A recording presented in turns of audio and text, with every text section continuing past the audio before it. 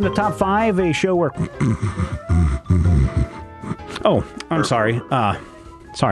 This week on Top 5, the top 5 places to...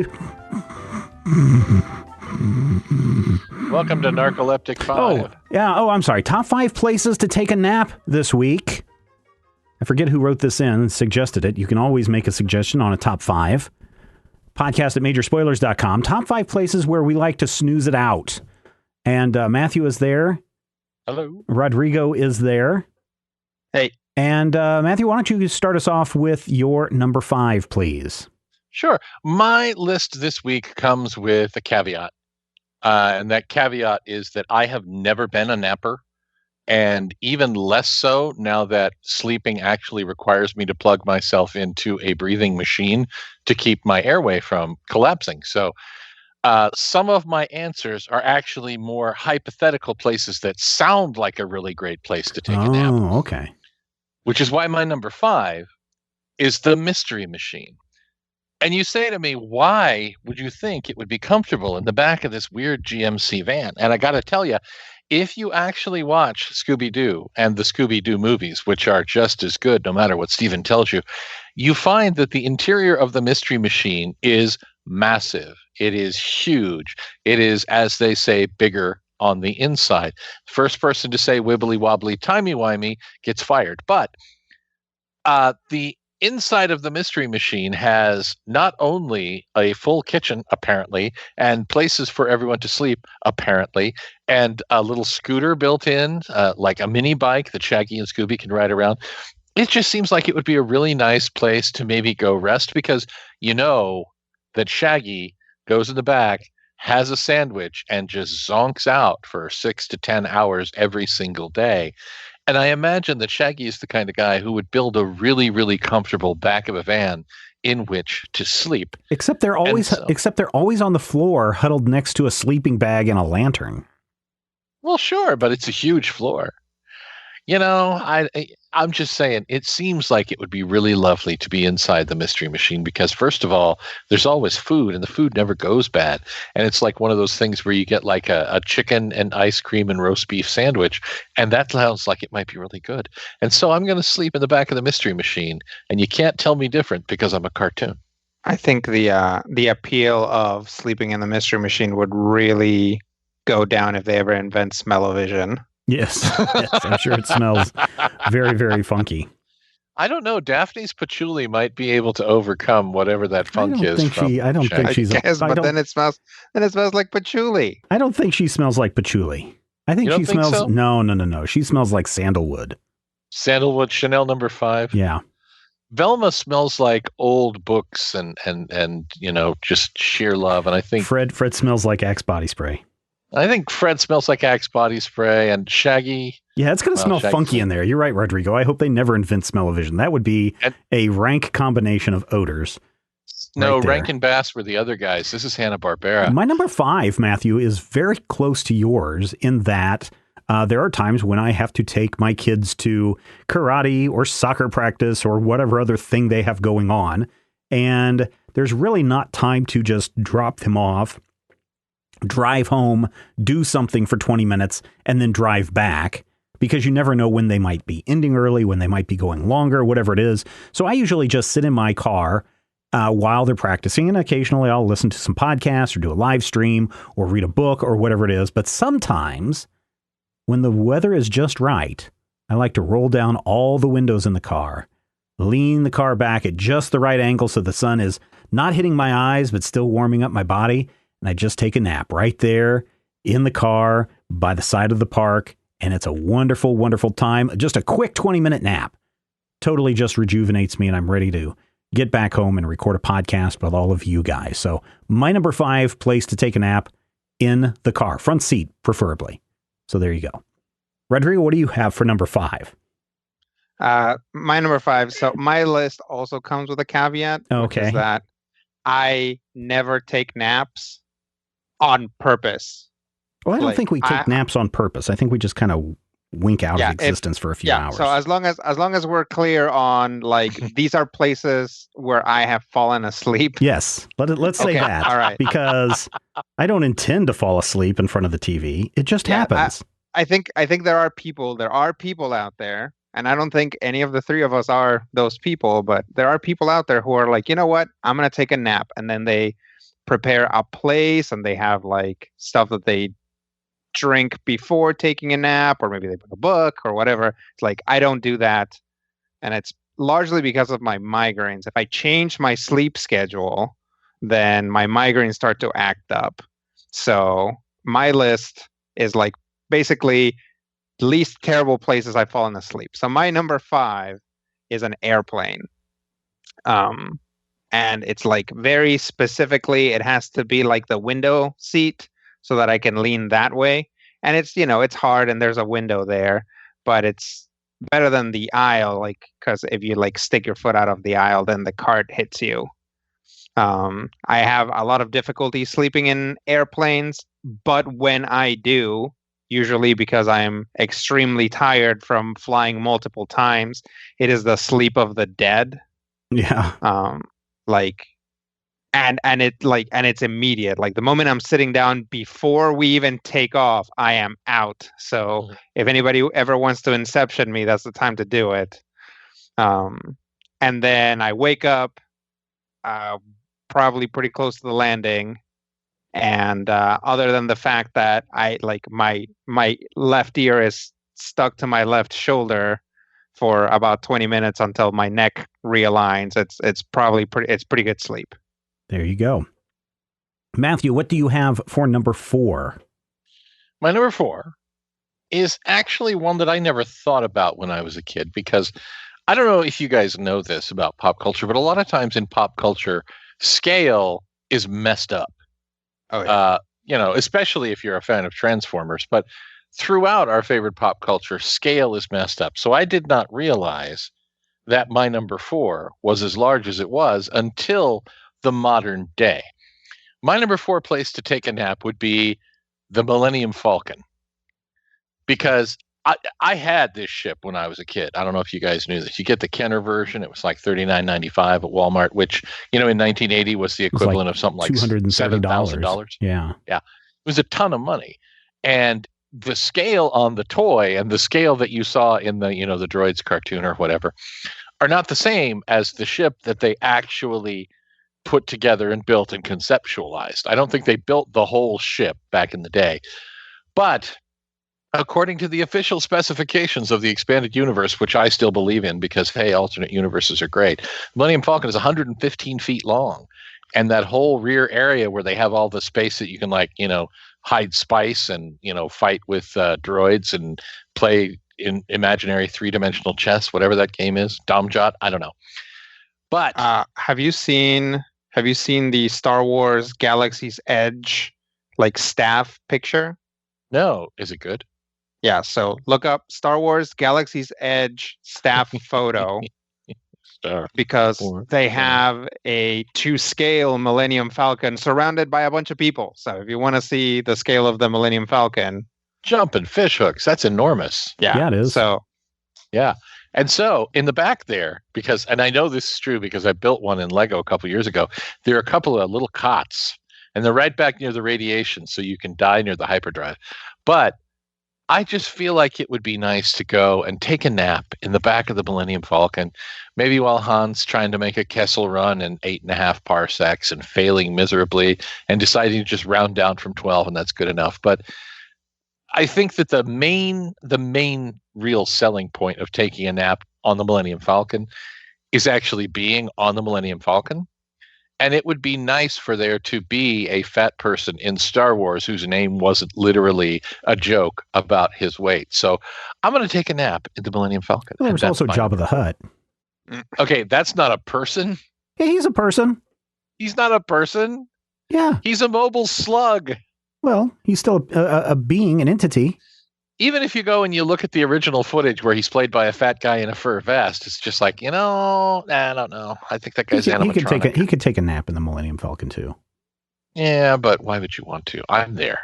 Yeah, that's this true. Is my napping space. Yeah. Thank goodness Star Wars movies don't have smell-o-vision. My number 4. How dare you, sir? My number 4 is one that kind of goes with my number 5 in that a nice place to take a nap is by the river. in that if you find a nice secluded spot, and there's a spot near my home where I grew up that you kind of go down an embankment, but then there's this nice big flat giant sandstone ledge that overhangs the river. And it's warm in the summertime, and it's warm in the evening of the summertime.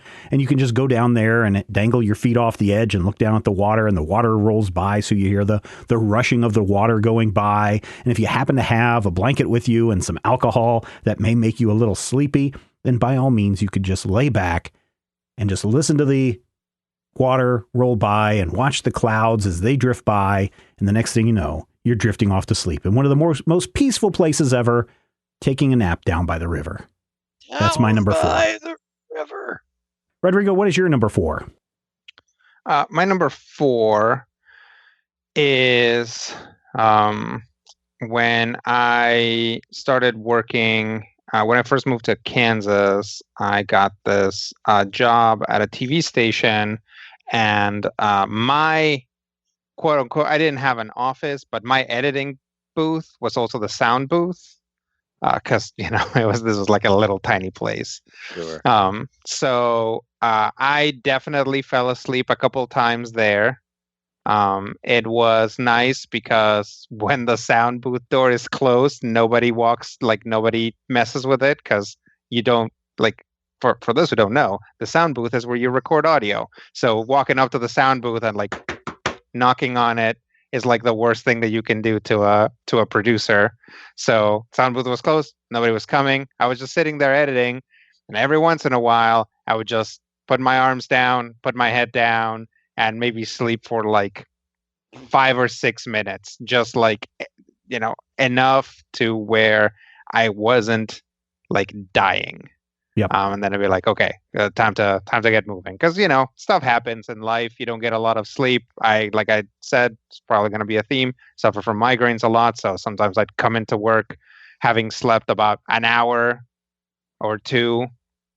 And so I was like, well, I can either risk a nap and, have my boss walk in on me being asleep and get mad, or be completely non-functional for the rest of the day. So I would do that sometimes. Fun fact, never got caught. But then they moved me because they wanted to be a real production place with a legit sound booth. So they put a bunch of new stuff into the sound booth, and they were like, hey, Rodrigo, so you don't feel bad, here's a laptop so that you can edit with at your desk. You can go home. Yeah, thanks, guys. Well, and that's actually really opened the door up to that, but that's a different show. Yeah. I think the edit bay may pop up on someone else's list here pretty soon. But Matthew, in the meantime, how about we get to your number 3? My number 3 seems like one of the greatest places in the world. And once again, fictional, because not really a big napper. I will point out that later in my list, there are a couple of actual real places. But literally looking back in my nearly 50 years on the planet, I couldn't say to myself, hey, I've taken a lot of naps and I've really enjoyed or disenjoyed them. So my number 3, based on the fact that I could probably hang out with some really cool folks, most of whom were probably just going to be playing cards because they didn't get called out with the 4 main people, the Hall of Justice, where you can meet such luminaries as El Dorado and Samurai and Black Vulcan. You can meet Wonder Woman, although she's never actually there. She's always off busy doing things. Hang out with Zan and Jaina, clean up after Wonder Dog. But there's probably some really great couches in the back, because Apache Chief, I don't know if you guys know this, Apache Chief is like 150 feet tall. So they have to have really big beds. Not like your California King, where you're like, oh, this is like 7 feet by 7 feet. No, I'm talking a bed so big you could park in it. I'm talking a bed where you just climb in and it takes you 4 days to get in and 4 days to get out. That's really amazing. And if you take a drink of water, you better bring a lot. Maybe you want a drink that has an undertow. But that's why I think it would be really cool to just hang out, play some cards, and take a nap in the Hall of Justice. And hear Ted Knight narrating my life. Meanwhile, in the restroom, it would be really awesome. Yeah, okay. I can't disagree with you there.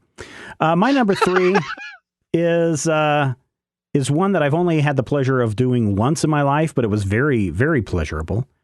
And unfortunately, my backyard does not have big trees. I've only been living here 12 years, and the trees haven't grown into their full stately size yet.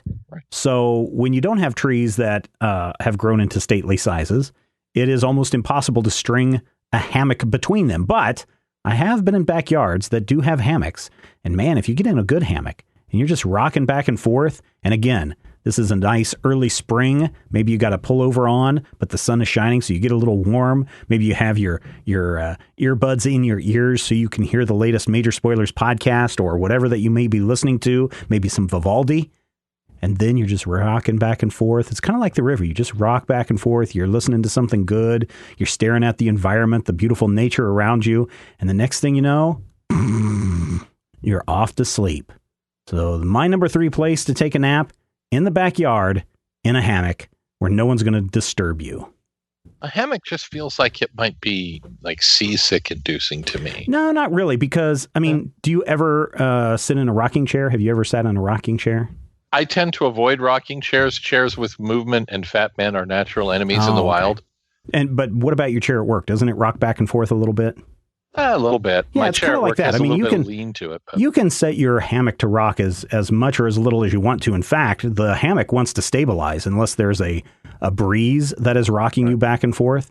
But you just sit there, and unless you're actively swinging it, which you can with your leg, but you just kind of lay there and just let it all, envelop you and enjoy your time. Think about how you and the skipper got stranded on this island and Yeah. how you won't get home for another 15 years. Except the skipper's not on the top hammock, because that would just be bad. No, skipper's on the bottom hammock. Yeah. Rodrigo, what do you have for number 3? My number 3 is a place where, so a lot of these places are kind of suboptimal to take for sleep, but I end up having to sleep there anyway.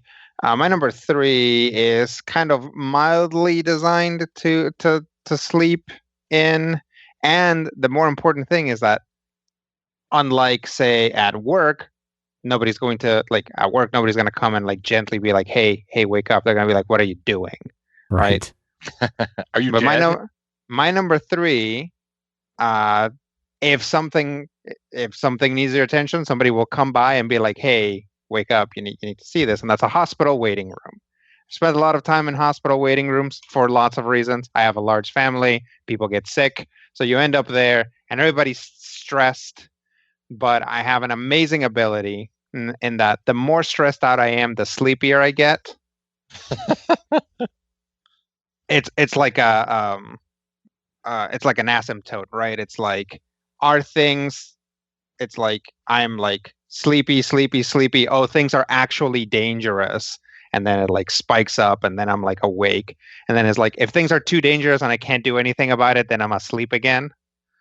You're gonna go out happy. Yeah. It's like we used to drive back in ice, from shoots, and the guy who was driving, he'd be twitch reflex the steering wheel to keep us on the road, and I would just sleep the whole way because I'm like, you know what? There's nothing I can do. Anyway, hospital waiting room. It's just that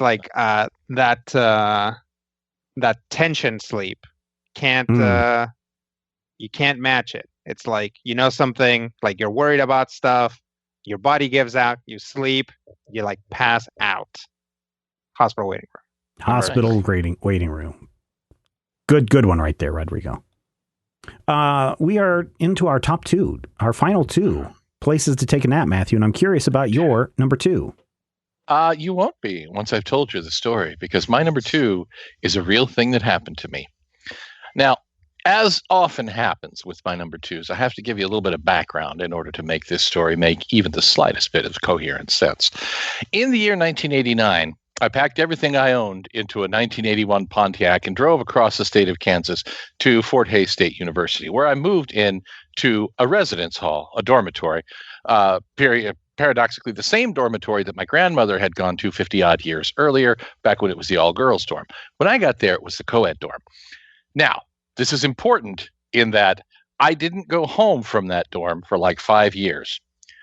I literally lived in that dorm even in the summers because, well, my family is terrible, and that's fine. So the summer of my first year at Fort Hays State University in the co-ed dormitory, I You got was your there. first I real was hanging out. six string? Yeah, it was a bit of six string. Now, this is the Lyndon LaRouche Toad Frog Massacre story. Okay. No, that's a different story. No, anyway, I was hanging out. I was in the dorm, and people had started showing up to move in for what would have become my sophomore year at the university. And a young lady showed up and seemed to be in need of assistance. So I assisted the young lady in moving her things into her room. We found her room. We put her things in her room, helped her put some stuff together. She said bye to her parents. We hung out. She might have kissed me. And that's why my number 2 place to take a nap is with a girl and or person of any, sort that you've just met. Because we were both really, really, tired and had done a whole bunch of work. There was no real reason to take a nap with a person you've just met, other than the fact that, hey, we're 18 years old, we're off at school for the first time. A footnote, at the age of 48, I still actually talk to this woman every once in a while. She lives like 30 minutes away. Her name is Erica. Hi, Erica, if you're listening. But it's very important that you know that is one of the 2 memorable naps that I can think of in the entirety of the world. And I remember Bouncing Boy's real name. So that's why my number 2, go take a nap with the person you've just met. Get their permission. Make sure they're on board with this. But take a nap with a person you've just met. All right, there you go. My number 2, again, something that I've had the pleasure of doing maybe once or twice. Do you guys know those like they're like folding chairs, but they have the floaties on them so you can float in a pool? Mm-hmm. Oh, yeah. On the perfect day, you can sit in those and float in a pool with your drink in your hand or in the little cup holder thing, and you can just relax in the middle of the pool. There's no wind. The sun again is shining. It's very comfortable. The sun seems to be this recurring theme in my top 5 this week. You're basically a cat. You just want to take a nap. Yeah, you just want to curl up. But the nice thing is you've got the water again. You've got the sun. You may have a little some drink in you, and you're just laying back and you're nice and cool, even on a hot day, floating in that the floating chair, not the inflatable one, but literally the floating chair in your the private one with pool. The pontoons on it. Yeah. It's super comfortable. I highly recommend it to everyone to do that at least once, to take a nap in one of those things. But make sure somebody's checking on you so you don't burn, because even if you're wearing SPF 900, you lay out there long enough, you're still going to get burned. So my number 2, floating in a private pool. Super, super relaxing, super, super enjoyable. Rodrigo, what do you have for number 2? My number 2 is another kind of necessity nap place, but one that was actually pretty nice. One time when I was out on a shoot, if the sun is Steven's theme, then getting a terrible migraine is mine. I was out on a shoot, got a really bad migraine, managed to finish the shoot, but I was like, I can't drive home. I'm just feel too bad. So I managed to drive, and this was in rural Kansas. So I just drove out to a field, and I parked my car by the side of it, and I just took a nap in the back. Yep. I've done. So this was a company car. So specifically, it was a 2003 Chevrolet Impala, and the aughts Impalas are not like, when people think of like Chevy Impala, that's not what they are. They're just like big old sedans. They're not like the muscly cars of yesterday. But have a spacious enough backseat that you can lay down, maybe just with your knees curled up a little bit. It's all good. Also, just managed to like lay down, take like an absolute bare bones nap, wake up, and then manage to drive home once my problems had passed. Okay. Nice. Chevy Impala, middle of an empty field, hoping the farmer doesn't have the no trespassing sign up. I mean, there weren't any houses nearby. Like that's the good thing about Kansas, is like no one's going to sneak up on you. Yeah, that's for sure. That's for sure. I think we've climbed all the way up to our number ones. And Matthew, what do you have for number one? My number one is, without question, the most memorable nap in the entirety of my life. And much like many of Rodrigo's stories, it takes place at work. But it takes place at work for a different reason. And sometimes when I come to top five, I'm like, we're going to have a fun, awesome time. And sometimes I realize that my number one is going to sound like just a terrible repudiation of capitalism and the modern healthcare system. In the year 1999, I had a minor surgery. I had some stuff removed from my neck, what they call a lipoma. And because I didn't really have very good insurance and because I didn't have any vacation, I had to go back to work way before I should have. So I returned to work as a master control operator at the CBS affiliate in the middle of the middle of the night, the dead of winter. Just ridiculously stupid move on my part. It's one of the things that I actually look back and I go, young Matthew, you ignorant slut, what are you doing? But I'm sitting, I'm doing my job okay with one hand and a drain coming literally out of my flesh. But after a while, my pain pills start to wear off. And I didn't want to take more because I was working in the master control and having to run episodes of Deep Space Nine and commercials. But after about 3 a.m. at a television station, there really isn't anything to do. You just point it at the right station and you sit there till 7. And so I was in terrible pain, but I found that if I sat down on the floor with my back against the sliding glass door between the front of my office and the cool tape storage room, that I got this wonderful cooling effect across my back and my shoulder. And it was the most wonderful thing. And that glass door was my friend. And I love it to this day. And somehow, literally sitting on the floor, leaning on a solid glass door with surgical stitches and a drain in, I fell asleep. And I had this lovely sort of bizarre, weird, whimsical dream. If you've seen Fantasia, imagine that, only with more Boston music involved. And I think I was asleep for maybe 10 minutes. But I woke up feeling like I was awesomely refreshed and I felt okay. And even though I was still having pain from, the incision that I should not have let out of the hospital and sent back to work with, he underlines once again that I felt good and I was fine. And I got through that shift and I called in sick the next 2 days because there's no way I should have been there in the first place. But that nap and the resulting fever dreams was one of the more wonderful memories that I have of that terrible haunted building filled with mold and rust and terrible things. So really, my number one is just a melange of all sorts of stuff that you didn't expect to hear about in top five. You're welcome.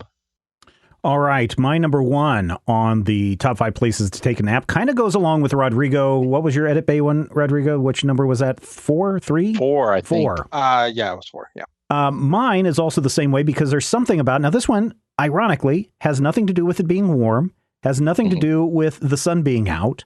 But when I'm in the Edit Bay and I'm editing shows for major spoilers or whatever, and it's dark and you're doing whatever it is you're doing, sometimes the long edit sessions can just start to suddenly hit you, especially right after lunch.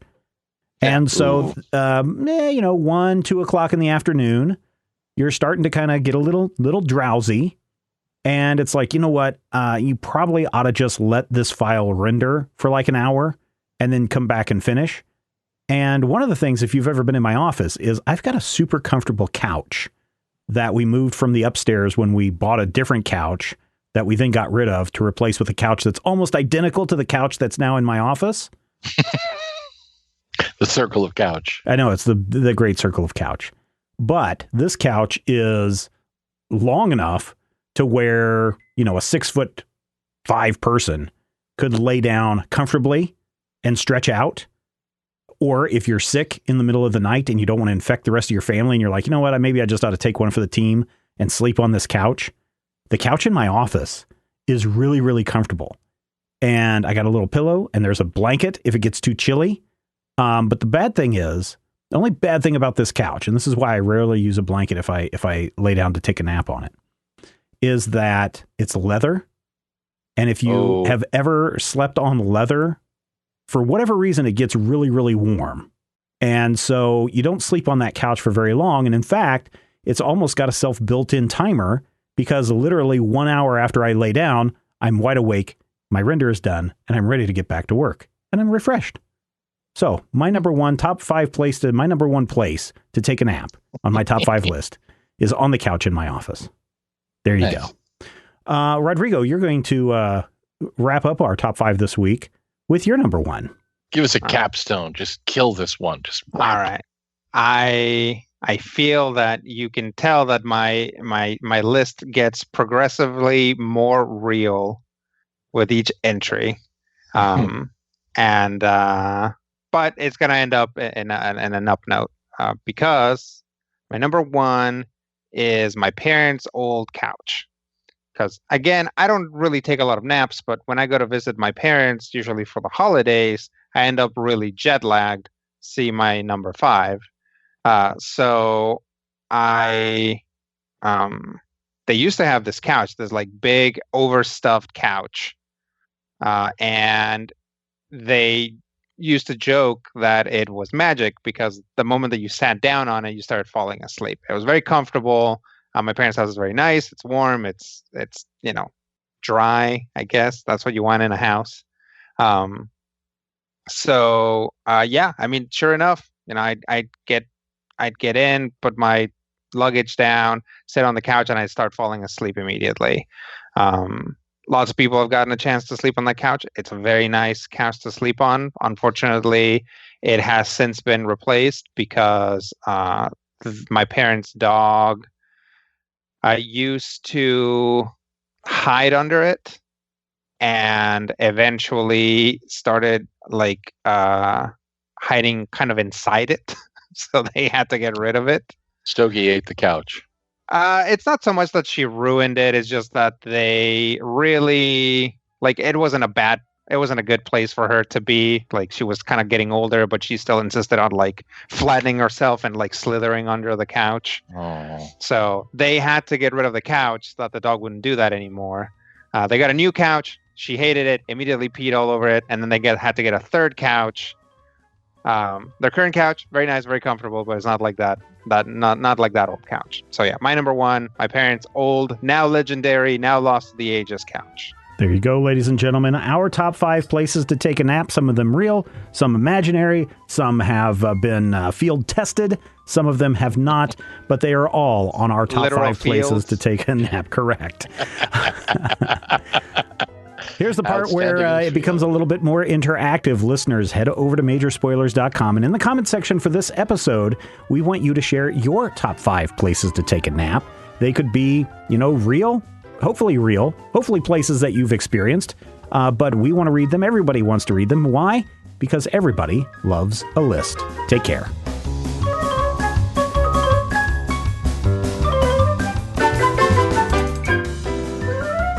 This podcast is copyright 2019 by Major Spoilers Entertainment, LLC.